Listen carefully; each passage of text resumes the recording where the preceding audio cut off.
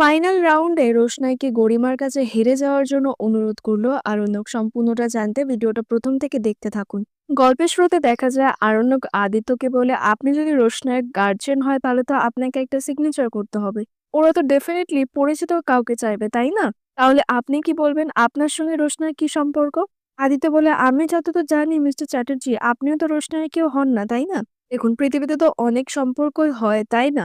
তখনই আর্ণব বলে, রোশনাই আপনার কাছে হয়তো যে কেউ হতে পারে, কিন্তু রোশনাই আমার কাছে তা নয়, ঠিক আছে? আদিত্য বলে, আপনি এত রেগে যাচ্ছেন কেন? বোঝার চেষ্টা করুন। আমি এখানে থাকলে রোশনাইয়ের খোঁজ খবর আমি নিতে পারবো। আর তাছাড়া আপনাকে তো আপনার বউয়ের সঙ্গে কলকাতায় ফিরতে হবে, তাই না? আর্ণব বলে, এসব বেকার প্রশ্নের উত্তর না আমি আপনাকে দিতে যাব না। যা বলার একেবারে সরাসরি বলবেন। আদিত্য বলে, ঠিক আছে, এবার যা বলার আমি সরাসরি বলছি, শুনে নিন। রোশনাইকে আপনি হারিয়েছেন। এবার ওকে জেতানোর দায়িত্ব আমার।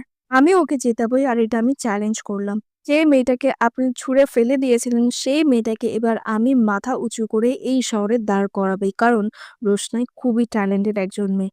আপনার বউ হাজার চেষ্টা করেও না জিততে পারবে না ওকে। রোশনাই একবার শুধুমাত্র সেমি ফাইনাল থেকে ফাইনালে একবার পৌঁছাক। ফাইনালে ওকে কেউ আটকাতে পারবে না। গোটা দেশের লোক সবাই ওকে সাপোর্ট করছে। আমি তো এসএমএস চেক করেছি। আর একবার যদিও ফাইনালে চলে যায় তাহলে ও জিতবে, কারণ শি ইজ ড্যাম ট্যালেন্টেড। আর আপনার বউকে হারতে হবে, এটা আমার চ্যালেঞ্জ। তবে এটা ভাববেন না যে আপনার বউকে হারানোই রোশনাইয়ের জীবনের একমাত্র উদ্দেশ্য বা চ্যালেঞ্জ, সেটা কিন্তু না। ওর জীবনের উদ্দেশ্য হলো আরো বড় জায়গায় পৌঁছানো। তবে একটু সময় লাগবে, কিন্তু নিশ্চয়ই ও পৌঁছে যাবে, কারণ ও সত্যিই একজন গুণী শিল্পী। আর জিজ্ঞেস করে, আপনি যে রোশনাইয়ের দায়িত্বটা নিচ্ছেন সেটা কি নিজে থেকে নিচ্ছেন নাকি রোশনাই বলেছে? আদিত্য তো হাসতে থাকে কথাটা শুনে, আর জিজ্ঞেস করে, ফিলিং জেলাস? দেখুন মিস্টার চ্যাটার্জি, রোশনা যদি আমাকে দায়িত্ব না দিত তাহলে কি আমি এতগুলো কথা বলতাম? ওকে তো কোঅপারেট করতেই হবে, তাই না? এনিওয়ে, আমি এখানে বেশিক্ষণ থাকলে না ভিড় হয়ে যাবে। আমি এখানে থাকবো, আমি টাচেই থাকবো। আপনি চলে যেতে পারেন। আপনার বউ ওয়েট করছে তো, কলকাতায় চলে যান। Bye bye. তখন আর্ণব বলে, আমি এখান থেকে যাবো কিনা সেটা আপনাকে সিদ্ধান্ত নিতে হবে না। এই বলে তো আরণ্যক চলে যায়। অপরদিকে সুরঙ্গমা গরিমার কাছে আসে। এসে বলে, গরিমা এখন অব্দি আসেনি? গরিমা বলে, না। সুরঙ্গমা বলে, তুমি ওকে ফোন করেছো? গরিমা বলে, না। সুরঙ্গমা বলে, তুমি কি চাইছো? ওকে ছেড়ে রেখে দিতে চাইছো? গরিমা বলে, আমার জীবনে তো কোনো শান্তি নেই মা। আমি যেখানেই যাব সেখানেই ওই মেয়েটাকে দেখতে পাবো। সুরঙ্গমা তখন বোঝায় যে সেই জন্যই কিন্তু মা তোমাকে সাবধানে থাকতে হবে। গরিমা বলে, আমি না আর সাবধানে থাকতে পারছি না মা। সুরঙ্গমা তারপরে কথা কথা গরিমাকে বোঝায় যে তুমি এখানে ডান্সে পার্টিসিপেট করতে এসেছো, ঠিক আছে? তুমি এবার ফাইনাল রাউন্ডে পার্টিসিপেট করবে, তাই তুমি তোমার নাচে কনসেন্ট্রেট করো। গরিমা তখন বলে, শোনো মা, রোশনি যদি ফাইনালে আমার সঙ্গে পার্টিসিপেট করে না তাহলে আমি কোনোভাবেই ফাইনালে পার্টিসিপেট করব না। অপরদিকে ছোট তো চুপ করে সবার কথাগুলো শুনছিল। তারপরে বলে যে, আমি একটা কথা বুঝতে পারছি না, আমরা কিন্তু কোনোদিনও মিনির কথা ভাবিনি যে মিনি ভালো হোক, সেটা আমি কোনোদিনও ভাবিনি, কেউই ভাবিনি। রাজা, তুইও তো, তোরও তো মিনি আপন বোন, তাই না? তুই তো মিনির জন্য আলাদা করে কিছু ভাবিসনি। দেখ, আমি কিন্তু জানি যে তুই মাঝে মধ্যে বাইরের ওই দোকানের থেকে খাবার নিয়ে আসিস জাহ্নবীর জন্য। হ্যাঁ, তোরা লুকিয়ে লুকিয়ে খাস। আচ্ছা, তোর কোনোদিন মনে হয়নি যে মিষ্টির জন্য একটু খাবার নিয়ে যায়? আচ্ছা, মিষ্টির কথা নয় বাদই দিলাম, ও নয় বাইরে আশেপাশে যায় তখন ও খায়। তোর একবারও মিনির কথা মনে হয়নি? ও তো তোর আপন বোন, ও তো বাড়ি থেকে বেরোতেই পারে না।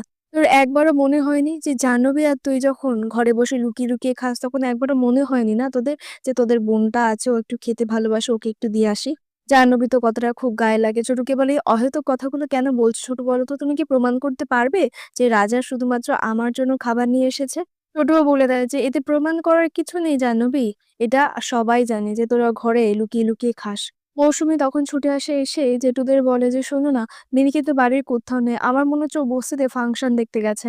আমি ওকে বারণ করেছিলাম কিন্তু ও খুব কাঁদছিল।" দাদু শুনে রেগে যায়, জিজ্ঞেস করে যে, "কোথায় গেছে মিনি?" রাজা বলে, মাই গড, শেষ পর্যন্ত ওই বস্তিতে? তনুশ্রী বলে, কেন যাবে না বলো তো রাজা? ওই বস্তির ছেলেটাকে তো আমরা বেশি একেবারে মাথায় তুলেছি। বাড়িতে আসছে, মিনির জন্য গাদা গাদা চকলেট দিয়ে যাচ্ছে, তা আমরা কি প্রশ্রয় দিইনি? অপরদিকে সুরঙ্গমা গরিমাকে বলছে, কিসের জন্য? তুমি জাস্ট ওকে ভেঙে গুড়িয়ে দেবে, এটাই তো চাই, আর ওর দ্বারাই কিচ্ছু হবে না। দেখতেই তো পাচ্ছ যে নেশা করে মাথা ঘুরে পুড়ে যাচ্ছিল, ডিসকাস্টিং। শোনো, এতদিন আরণ্যক চ্যাটার্জির মাথার উপরে বসেছিল, এখন আদিত্য কাপুরের ঘাড়ে বসে জীবন কাটাবে। দেখবে আরণ্যককে ও চিনতেই পারছে না। আরণ্যক একবার ওর থেকে ধাক্কা খাক, তাহলে সেটাই হবে ওর কাছ থেকে পাওয়া আরণ্যকের সব থেকে বড় উপহার। গরিমা বলে, ও তার মানে ব্যাপারটা এইভাবে চলতে থাকবে, তাই তো? আরণ্যক যেখানে রোশনাইকে দেখতে পাবে সেখানে পতঙ্গের মতো ওর পিছন পিছন ছুটে বেড়াবে। আচ্ছা মা, আমি তো অসুস্থ। আর্নব কি এখনো বুঝতে পারছে না যে আমি পুরোপুরি ঠিক হইনি? সুরঙ্গা বলে, "শোনো মা, আমি তোমার জন্য ফাইট করতে পারি। কিন্তু আমি যখনই ফাইট করতে যাই, ও তখনই ঘুরিয়ে আমাকে একটা কথাই বলে যে, 'তোমার এই অবস্থার জন্য শুধুমাত্র আমি দায়ী। এবার তুমি নাও তাড়াতাড়ি ওকে ফোনটা করো। আর কিছু ভেবো না।' গরিমা বলে, "আমি ওকে ফোন করব না।" সুরঙ্গা বলে, "গরিমা, যখন তুমি আমার কথা শোনোনি তখন কিন্তু তুমি মস্ত ভুল করেছো।" অপরদিকে ছোটু তনুশ্রীকে বলে, "কেন মেজো বৌদি? লালন বস্তিতে থাকে বলে ওটা ওর দোষ? হ্যাঁ? আচ্ছা, তোমরা যদি বাড়ি থেকে আমাকে বের করে দাও, তখন আমি গিয়ে কোথায় থাকবো? আমার সামর্থ্য অনুযায়ী আমি তো বস্তিতে গিয়েই থাকবো, তাই না? তখন আমার সেটা দোষ হয়ে যাবে। আর সেদিন থেকে কি তাহলে আমিও অমানুষ হয়ে যাবো? আমি জানি না তোমাদের কি মানসিকতা। যারা বস্তিতে থাকে তারা কি মানুষ নয়? আচ্ছা, বস্তিতে থাকা কি অপরাধ? গরিব হওয়াটা কি অপরাধ?" তনুশ্রী বলে, "ছোট প্লিজ বড়, বড় কথা বলো না তো। তোমার তো ক্লাসটাই ওরকমই। তুমি তো ঐরকম মানুষের সঙ্গে মেলামেশা করো।" ছোট তখন বলে দেয় যে, "মেলামেশা করি বলেই না বাড়িতে কাজকর্মের সময় কম পয়সায় কাজের লোক পেয়ে যাও, ডেকোরেটরের লোক পেয়ে যাও।" তনুশ্রী বলে, "বাবা ছোট, দেখছি তোমার তো এখন খুব মুখ খুলেছে। আগে তো মুখ থেকে একটা বলে পর্যন্ত বেরোতো না।" ছোট তখন বলে, "ভেবেছি কি বলতো বৌদি? এমনিতে আমি অযোগ্য হিসেবে স্ট্যাম্প পড়েই গেছে। তাই একটু মুখ খুলেই না হয় অযোগ্য হই, স্ট্যাম্পটা লাগাই।" ছোট তারপরে চলে যায় মিনিকে খুঁজতে বস্তিতে। অপরদিকে গরিমা বাদশাকে ফোন করে। বাদশা ফোন ধরতেই গরিমা জিজ্ঞেস করে, "কোথায় আছো?" বাদশা তখন বলে, "কেন গরিমা, আমি হসপিটালে আছি। এখানে তো সবাই আছে, তাই আমি আছি। আর সবাই তো এখানে জানে যে রোশনাই আমাদের বাড়িতে থাকতো।" গরিমা তখন জিজ্ঞেস করে, "কে জানে ওখানে? কোন সবাই জানে?" বাদশা তখন বলে, "কেন আদিত্য কাপুর তো জানতো, তাই না, যে রোশনাই আমাদের বাড়িতে থাকে?" গরিমা বলে, "ওই যে রোশনাই আদিত্য কাপুরের উপরে ভর করেছে সেটা তুমি বুঝতে পারছো না?" বাদশা তখন বলে, "আরে গরিমা, ও যার উপরেই ভর করুক না কেন তাতে আমার তো কোনো যায় আসে না। আমার দায়িত্ব ছিল বলে তাই আমি এখানে এসেছি। ও অসুস্থ বলেই এখানে আমি এসেছি। আর কোনো কারণ নেই।" পূর্ণিমা বলে, "আমরা কিন্তু হোটেলেই আছি। তুমি কখন আসছো?" অর্ণব বলে, "রোশনার তো কতগুলো টেস্ট আছে। ওই টেস্টের রিপোর্টগুলো আসলেই যাবো।" গরিমা তখন বলে, "কি আবার হয়েছে ওর? যাতে ও আরো ভালো করে নাচতে পারে সেই কারণে ও কিছু একটা খেয়েছে, ব্যাস। এটা আবার জানার কি হলো?"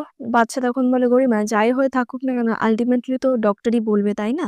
ডক্টরের কাছ থেকে রিপোর্টটা নিয়ে আমি চলে আসছি।" গরিমা বলে, "আর ও তো ফাইনালে নামও দিতে পারবে না আমি যতদূর শুনলাম।" আচ্ছা বলে, "ও সত্যি যদি কোনো অন্যায় করে থাকে, ও যদি নাম দিতে না পারে তাহলে অবশ্যই ও ডিসকোয়ালিফাইড হয়ে যাবে।